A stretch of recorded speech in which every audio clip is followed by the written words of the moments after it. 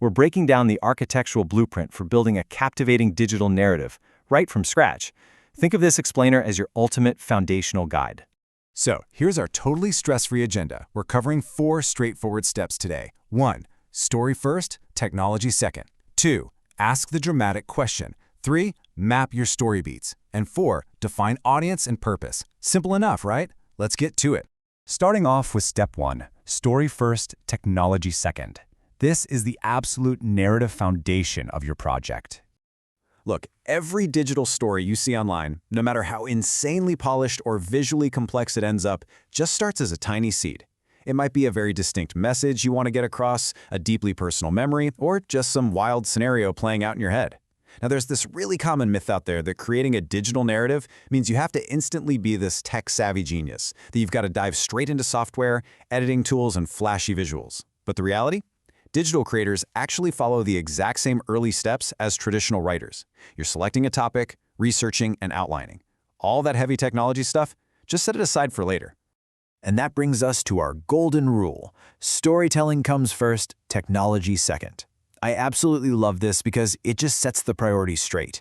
It is so incredibly easy to get distracted by shiny new apps or cool editing tricks. But you have to remember that structure always precedes the software. If your underlying story isn't rock solid, I promise you, no amount of high-tech digital polish is going to save it. Moving right along to step 2, ask the dramatic question. This phase is all about finding your narrative's true north. So what is a dramatic question? Well, it's defined as a core query or conflict that your story is ultimately going to resolve. Experts recommend this as the ultimate tool to take a vague, floating concept and transform it into a tight, focused narrative. It tells your audience exactly what giant puzzle you're trying to solve together. Having a broad idea just isn't enough. You really need to narrow it down so your digital story has a very specific target to aim for. To put that into perspective, your question could be something like, how did a particular event change the course of a person's life? Or even just a classic, will the hero overcome the challenge? You see how powerful those are? The dramatic question is literally the engine for your story's conflict and resolution. It gives people a compelling, undeniable reason to stick around because, they want to find out the answer. All right, step 3, map your story beats. It's time to actually sketch out that narrative flow. Now, at this stage, I want you to keep the software closed. Your goal here is to concentrate purely on the broad framework of the story. We can break down the fundamental architecture of any tale into 3 sequential steps. First, the beginning. Brainstorm in broad strokes what background context the audience needs. Second, the middle. What specific challenge or situation is actually driving this story forward? And third, the end. How is this whole thing going to resolve? You absolutely have to answer these critical questions to form the skeleton of your narrative. And here's a highly tactile, incredibly fun way to plan this flow out, step completely away from your screen. Seriously, grab some index cards or sticky notes.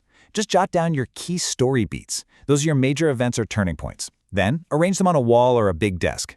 This method is a total game changer because it lets you visually play with the sequence of events. You can easily pick up a sticky note and move it around to make sure the progression feels logical and compelling, way before you ever commit to writing a full script. Oh, and a super important note here. Even if you're planning to create something completely nonlinear or wildly experimental, you still absolutely need an internal logic. This is the emotional or thematic arc that guides your audience through the piece. Establishing this logic is vital because it gives your audience a satisfying emotional experience. It ensures that even the most experimental, off-the-wall sequence still feels deeply connected and purposeful. And finally, step 4, define audience and purpose. This is where we tailor your tone and content. While you're still in this concept stage, you have to clearly define who is actually going to experience this story and exactly what you want them to feel or understand by the end of it. Just think about the difference between a personal reminiscence, maybe for a community history project, and a standard how-to piece. The reminiscence leans heavily on emotional resonance and deep reflection, right? But the how-to, that just needs to inform clearly and concisely. Keeping your audience firmly in mind dictates everything about your tone, your mood, and your pacing. I mean, you wouldn't use the exact same vocabulary for both of those projects, would you? So, what is the payoff for all this foundational work? Well, you get 3 magical end-of-planning phase deliverables. Number 1, a clear core message. Number 2, a rough sequence of events, which is super easy to refine into a formal script later. And number 3, the overall mood or voice you want to hit. Summarizing these outputs just proves how ridiculously valuable this blueprint is. Getting this strong foundation locked in makes everything that comes next, like storyboarding and actually producing the thing, so much more focused, way less intimidating, and just so much more effective. Which leaves us with one final, pretty provocative thought to wrap up our explainer today. Look at this question. What is your dramatic question going to be? I really want to encourage you to grab a sticky note right now. Take that very first, crucial step in building your own digital narrative from scratch.